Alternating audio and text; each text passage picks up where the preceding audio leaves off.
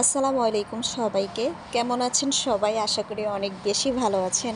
আমিও অনেক বেশি ভালো আছি আলহামদুলিল্লাহ। আজকে ছোট্ট একটি ব্লগ নিয়ে আসলাম আপনাদের মাঝে।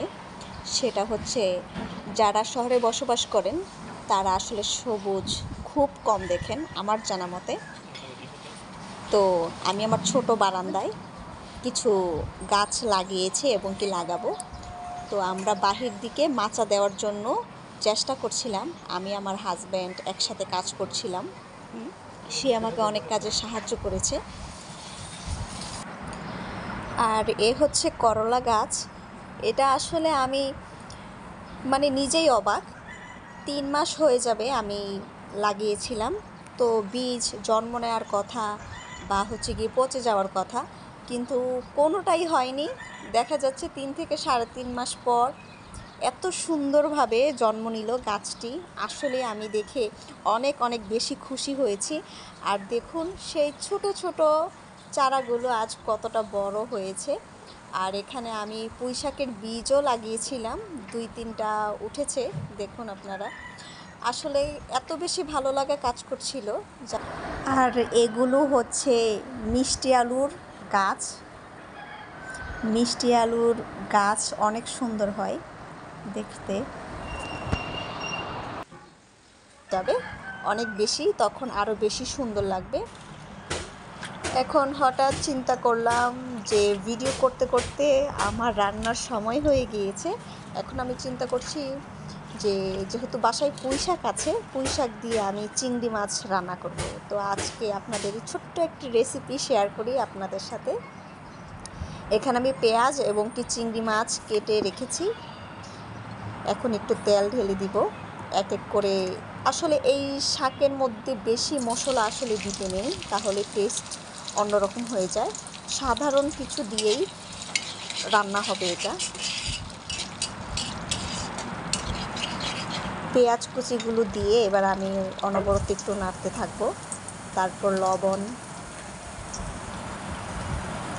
পরিমাণ মতো হলুদের ফাঁকি, পরিমাণ মতো মরিচের গুঁড়া আমি দিয়ে নিব। একটু ঝাল হলে বেশি ভালো হয়, যেহেতু আমার ঝাল অনেক বেশি পছন্দ। এবং এগুলোকে একটু পেঁয়াজগুলো একটু ভেজে নিব হালকা, সাথে একটু পানিও অ্যাড করে দিলাম যাতে সুন্দরভাবে এটা একটু কষে আসতে পারে। এবার আমি ধুয়ে রাখা যে পুঁইশাকগুলো আছে সেই পুঁইশাকগুলো দিয়ে দিব। এবং কি পুঁইশাকগুলো দেওয়ার আগে আমি চিংড়ি মাছগুলো দিব, যাতে এটার ভিতরে একটু তেল মশলা যায়। তাই আগে আমি চিংড়ি মাছগুলো দিয়ে দিয়েছি।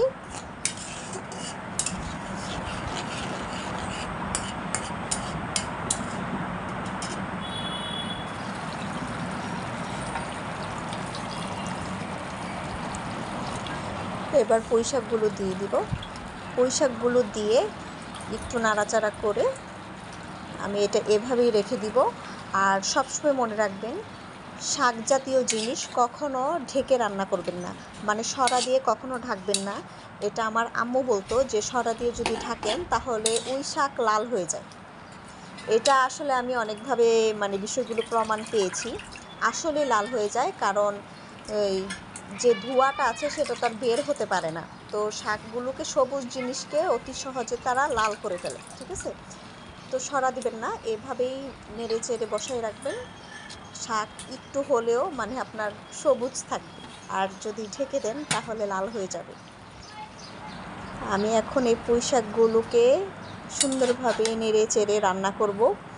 আর চিংড়ি মাছ দিয়ে পুঁইশাক রান্নার যে এত সুন্দর একটি স্মেল আসে যা বলার বাহিরে, অনেক সুন্দর ঘ্রাণ আসে।